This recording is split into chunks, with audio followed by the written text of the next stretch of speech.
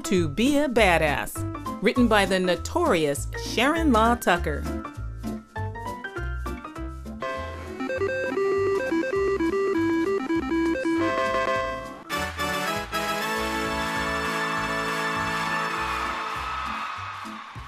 This book is not about muscles or motorcycles, tattoos or piercings in delicate parts of the body.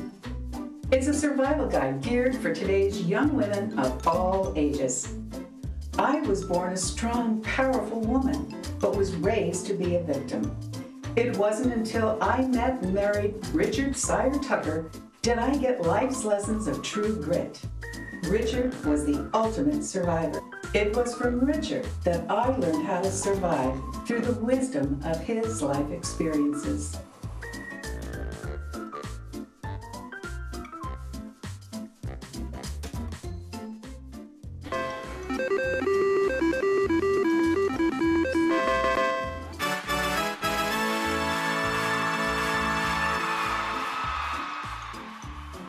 Chapter 9, How to Be a Badass Without Being an Asshole. I watched a movie recently with Jack Nicholson called The Last Detail. His character called himself a badass, and he was. But he was also obnoxious and arrogant. No one likes a self-absorbed, condescending, conceited person. However, taking command of yourself and not selling yourself short in any given situation, facing challenges head-on instead of hiding out in a locked room, knowing how to accept defeat, such as a job layoff, as a temporary nuisance, and preparing for the next day as a new horizon, now that's a badass worth admiring. It's about being able to look at the devil and spit in his eye. That's not to say you're not going to feel beaten sometimes. We all do periodically. But when you pick yourself up and go back out there and face that challenge, when you feel your inner core willing to fight back, no matter how scared you are, that's when you are a genuine badass.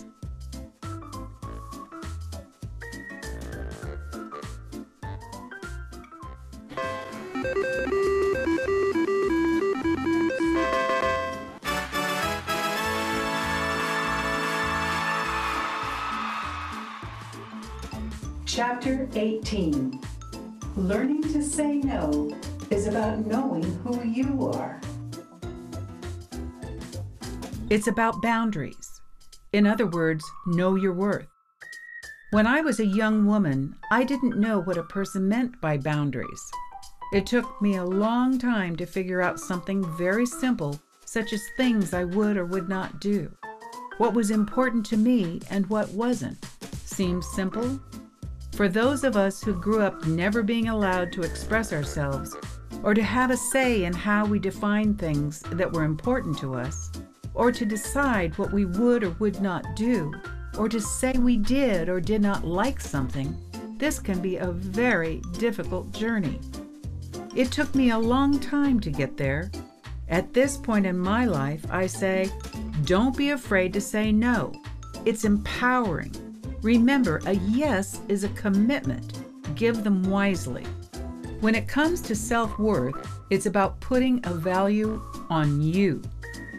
You are the most important person in your universe. If you don't value yourself, certainly no one else will. When I was 22, I met the wisest man I would ever know. Eventually, we would marry and spend the next 43 years together. And he used to say, if you take a blue-white diamond and put it in a 10-cent store, people will walk past it or treat it like glass and expect to pay $10. You take that same diamond and put it in the window at Tiffany's, people will pay a fortune for it. You are that blue-white diamond, so treat yourself like a Tiffany.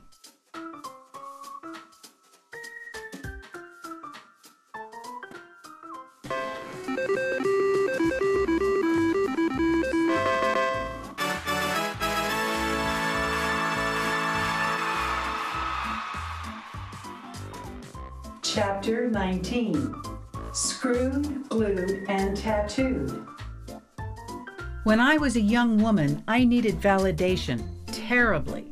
I'd sell my soul to the devil for words of approval or acceptance. Victim. Whatever reasons my childhood set me up for this are unimportant. However, I was a magnet for every sociopath that walked the earth. I'm no psychologist, and I do not profess to be an expert in this area except by experience. After being manipulated, used, and let down in an endless Mobius band of repetitive behavior, I finally got wise and began to recognize certain characteristics of sociopathic traits. I encourage those of you who are so inclined to do more research. For starters, I recommend reading Type 1 Sociopath by P.A. Spears. I like this book because she does a great job simplifying what has been very confusing when it comes to personality disorders and how to deal with people who are more than just difficult people. What I have come to understand is that the sociopath is a charismatic individual who can charm the pants off you, make you believe you are the most important person in the world, and then when you have outlived their intrigue or your usefulness, they walk off with you barely a faint memory. Many women get sucked into marrying a man believing she is the queen in his kingdom, and the minute the tolling of the wedding bells has barely died down, he turns into a monster, usually in the form of emotional abuse and quite often abandoning the relationship, leaving the grieving woman wondering what in the world did she do to piss him off. Believe me, it isn't the woman, although he has her thinking she is dumb, stupid, ignorant, dowdy, fat, skinny, and just a plain disappointing lowlife. And how could such a magnificent specimen of maleness be duped by such a halfwit? And she's left wondering what she could have possibly have done to make him loathe her so. What happened to that wonderful prince she married? He never was. It was all an illusion. Hopefully you don't have to marry one to find out. Sociopaths are masters of manipulation and deception. Very little they have to say has any basis in truth. Sociopaths manufacture truth as needed and are so convincing they usually have a band of devoted followers or a string of broken hearts following in their wake, all wondering what the hell happened. They're charming and charismatic and feel almost no remorse for the pain they cause, or seem to be incapable of experiencing shame or guilt. Instead, anything that displeases them is your fault. The sad thing is, if you are a victim craving perpetual approval, you keep licking at boots hoping for some sign of acceptance that will never come, or if lucky, receive an occasional pat on the head to keep you coming back. Stop it. When you feel you've met someone like this, just stop right then. You will never get what you are seeking from these types of individuals, and in spite of the powerful attraction, you will lose, and lose again. I once dated a sociopath, and he was all of the above. He'd tell me how much he loved me, and in the next breath, tell me to take a shower that I smelled. This form of mental abuse is not to be tolerated by anyone. Just run.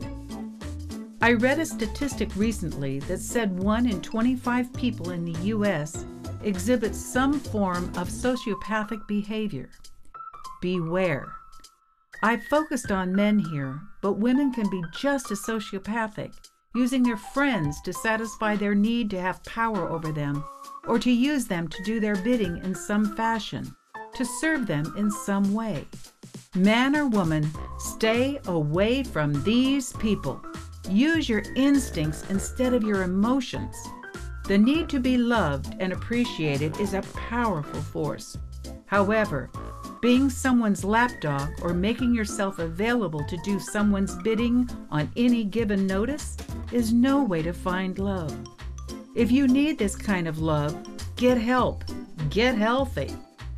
Sociopaths seem to know you better than you know yourself, and that's part of their charm.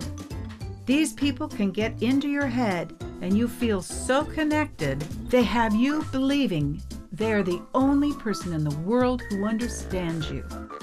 Enough said.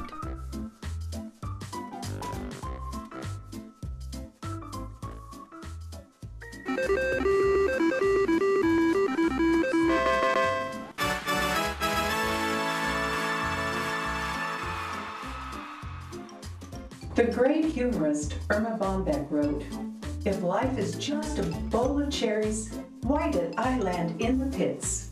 Well, pits grow into trees, and trees bear luscious fruit. It's up to you to figure out if you're going to settle for the pits or enjoy the cherries. Personally, I prefer living a badass life." Cherries Jubilee, anyone?